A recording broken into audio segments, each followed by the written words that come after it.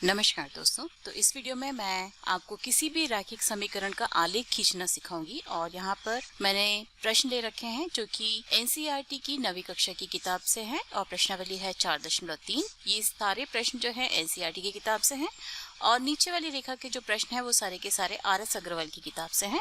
और मैं ऐसा इसलिए कर रही हूँ कि आप सभी तरह के प्रश्न देख सकें और उन्हें समझ सकें। तो आप देख सकते हैं मैंने यहाँ पर एक ग्राफ पेपर जैसा कुछ बना रखा है और उसमें हॉरिजॉन्टल लाइन या एक्स एक्सिस बनाया है और उस पर मार्किंग भी कर रखी है और वर्टिकल लाइन या वाई एक्सिस बनाया है और मैंने इस पर भी मार्किंग कर रखी है। ये राइट हैंड साइड में पॉजिटिव है, ये ऊपर की तरफ पॉजिटिव है और नीचे की तरफ नेगेटिव है और एक्स एक्सिस जो है वो लेफ्ट हैंड साइड की तरफ नेगेटिव है। दिए हुए समीकरणों का आलेख हम कैसे बनाते हैं, उसके लिए हम क्या करते हैं, हम कुछ बिंदु याद करते हैं। हमारे पास जो पहला समीकरण है वो है x plus y equal to 4। तो हम इस समीकरण में पहले x इक्वल टू 0 रखेंगे। जब हम यहाँ पर x इक्वल टू 0 रख देते हैं तो हमें मिलता है y इक्वल टू 4 और दूसरी बार में हम y इक्वल टू 0 रखेंगे। तो जब हम यहाँ पर y इक्वल टू 0 रखते हैं तो हमें मिलता है x प्लस 0 इक्वल टू 4 या x इक्वल टू 4 मिल जाता है। तो इस प्रकार से हमें दो बिंदु प्राप्त हो जाते हैं। पहले बिंदु के निर्देशांक हैं 0 और 4। तो ये हुआ x इक्वल टू 0 और ये हुआ y इक्वल टू 4। तो ये जो बिंदु है x इक्वल टू 0 और y इक्वल टू 4 को रिप्रेजेंट करता है। मान लीजिए मैं इस बिंदु को मानती हूँ P।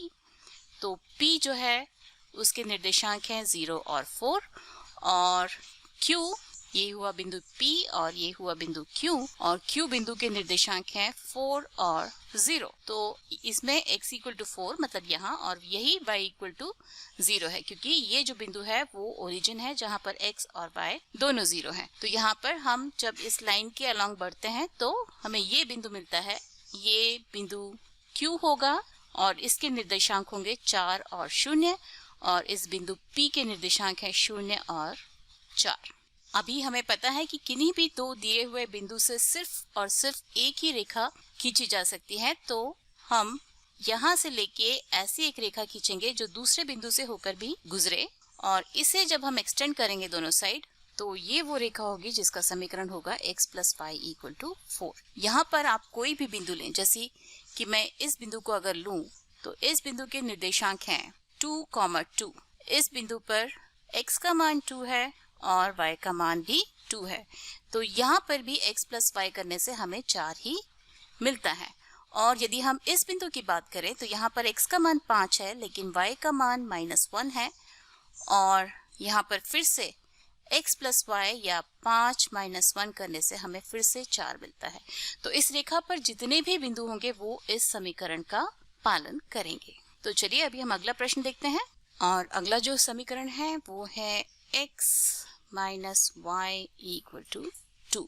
तो यहाँ पर जब हम x इक्वल टू 0 रखते हैं तो हमें मिलता है 0 माइनस वाई इक्वल टू 2 या आप कह सकते हैं y इक्वल टू -2।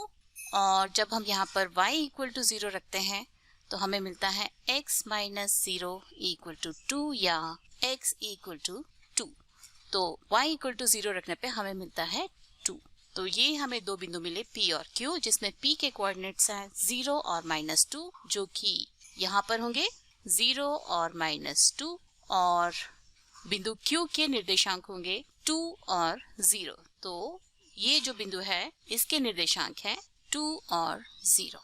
ठीक है, और इन दोनों बिंदुओं को मिलाने वाली रेखा इस समीकरण को सेटिस्फाई करेगी।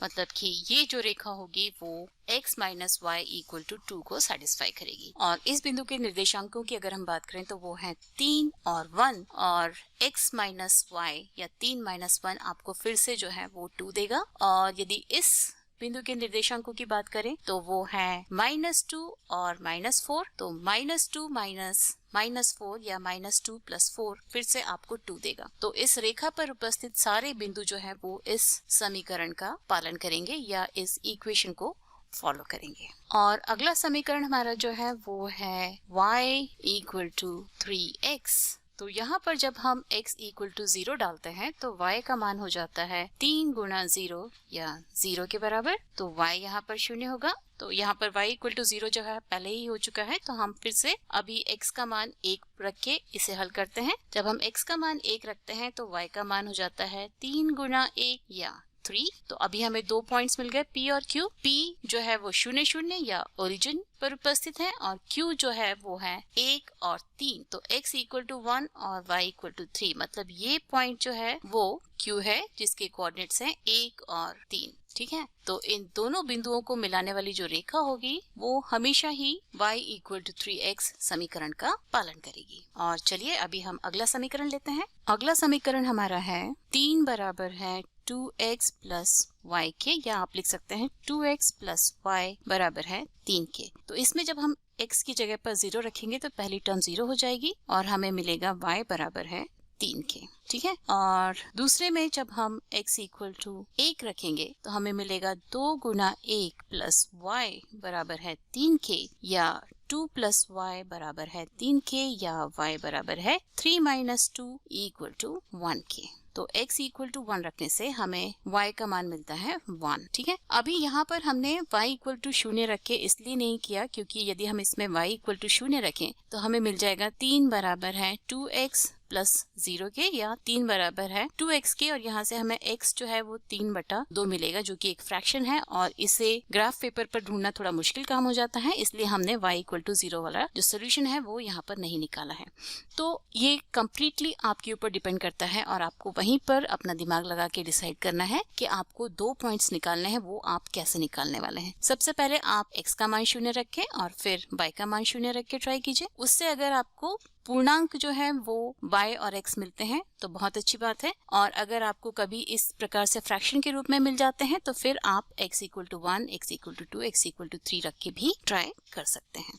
तो यहाँ पर हमारा पहला पॉइंट P जो है उसके कोऑर्डिनेट्स हैं 0 और 3। इस पॉइंट के कोऑर्डिनेट्स हैं 0 और 3। तो मान लीजिए ये पॉइंट हुआ P जिसके कोऑर्डिनेट्स हैं 0, 3, और पॉइंट Q के कोऑर्डिनेट्स हैं 1 और 1, और ये वाला जो पॉइंट है ये हो जाएगा पॉइंट Q और इसके कोऑर्डिनेट्स हो जाएंगे 1, 1, और इन दोनों पॉइंट्स को मिलाने वाली जो रेखा होगी वो हमेशा ही इस समीकरण का पालन करेगी। तो ये जो रेखा होगी वो हमेशा ही समीकरण 3 बराबर है 2x प्लस y के, या 2x प्लस y बराबर है 3 के, इसका पालन करेगी। तो अभी चलिए हम ये कुछ और प्रश्न ले लेते हैं जो कि हमने RS अग्रवाल से ले रखे हैं, और बहुत ही इंटरेस्टिंग प्रश्न है वो। और ये प्रश्न इंटरेस्टिंग क्यों है, देखिए यहाँ पर 5वां जो प्रश्न है वो है x इक्वल टू 4, मतलब y के किसी भी मान के लिए x का मान जो है वो 4 है। यदि आपको संख्या रेखा पर x इक्वल टू 4 दर्शाना है तो आप बहुत ही आसानी से दर्शा सकते हैं। ये 0 हो गया, ये 1 हो गया, ये 2 हो गया, ये 3 हो गया और ये 4 हो गया। आप कहेंगे कि ये जो पॉइंट है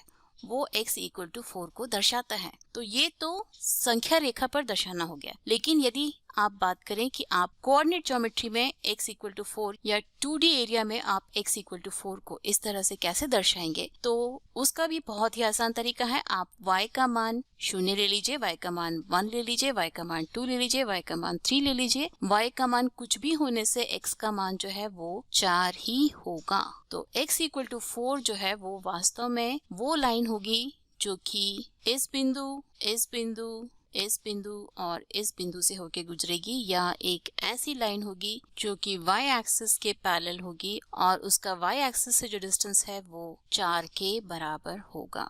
ये पूरी की पूरी जो रेखा है, यदि मैं इसे कैपिटल X Y के रूप में रिप्रेजेंट करूं तो ये पूरी की पूरी रेखा जो है वो x इक्वल टू 4 को दर्शाती है। y की किसी भी वैल्यू और किसी भी मान के लिए x का मान जो है वो हमेशा ही 4 रहता है। y नेगेटिव होने से भी y इक्वल टू -2 के लिए भी x का मान 4 है, y इक्वल टू -3 होने से भी x का मान 4 है। तो x इक्वल टू 4 जो है वो रेखा y एक्सिस के पैरेलल होती है और y एक्सिस से 4 यूनिट्स की दूरी पर होती है।